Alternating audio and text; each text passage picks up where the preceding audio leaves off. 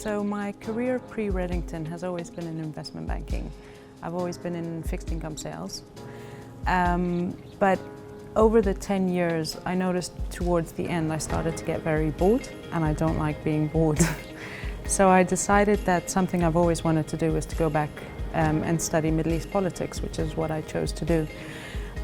Without a clear sort of vision of what I would do after that. It's just I wanted to be learning again. So I did that, which coincided with the pregnancy of my first child.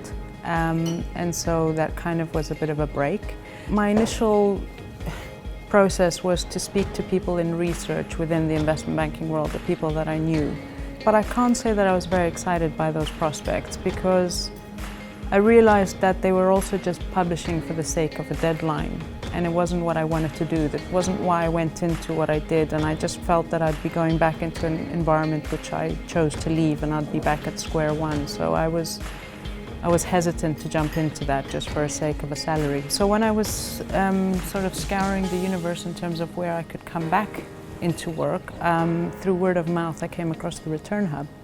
And they were great in terms of telling me what options are out there to match my skill set.